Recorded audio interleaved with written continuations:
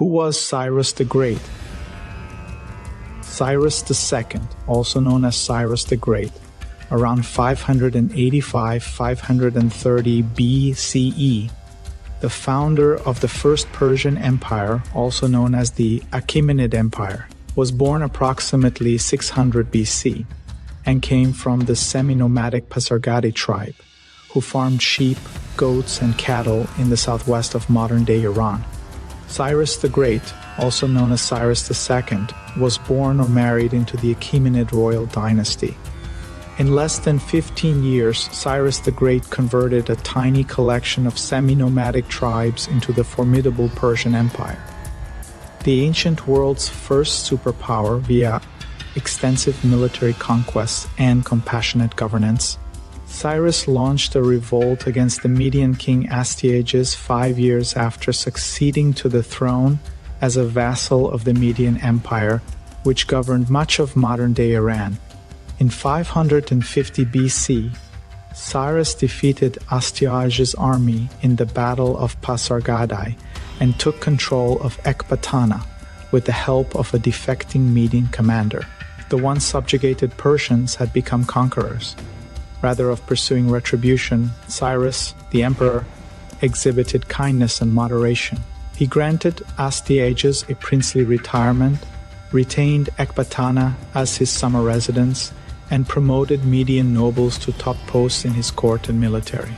The rise of Cyrus alarmed Croesus, the king of Lydia, who ruled the western part of modern-day Turkey, as he planned an assault on the increasing might of neighboring Persia. Croesus sent an envoy to Delphi to consult the Greek oracle. If Croesus goes to war, he will destroy a great empire, the god's messenger was claimed to have stated. Croesus, encouraged by the supernatural word, marched a massive army over the Halys River to battle the Persians in 547 BC, pursuing an inconclusive engagement.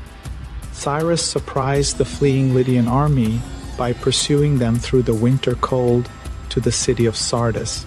With his Persian soldiers outnumbered at the critical battle of Thimbra, Harpagus, the defecting Median commander, mounted cavalrymen on the army's luggage camels and stationed them in front of the fighting lines. The stink of the camels so repulsed the oncoming Lydian horses that they fled the battlefield. After a Persian siege, the Lydians retreated behind the walls of Sardis before surrendering. The oracle's words to Croesus had been confirmed to be correct. An empire has fallen, but it was his. Cyrus, like the Medes, took a conciliatory attitude toward the Lydians. He retained the treasure at Sardis and hosted Croesus in his court. He allowed indigenous customs, faiths, and laws to be preserved, which helped him acquire the trust of his new people. Cyrus was able to quickly assimilate or take over the existing administrative structures of the places he conquered, often leaving local elites in place. The Persian Empire's military became more powerful as it progressed. Cyrus created an elite corps of mounted soldiers adept at firing arrows from horseback and deployed war chariots with blades affixed to the wheels. He seems to have been able to move his armies more rapidly than his enemies anticipated, even during the winter. After defeating provinces east of Persia, Cyrus focused his eyes on capturing the Neo-Babylonian Empire, Asia's last great force in the west. Persian soldiers attacked the opulent, fertile kingdom in 539 BC, routing the Babylonian army and seizing the strategically important city of Opis on the Tigris. A week later, the Persian army stormed the walls of Babylon, the ancient world's biggest metropolis, and took it without resistance.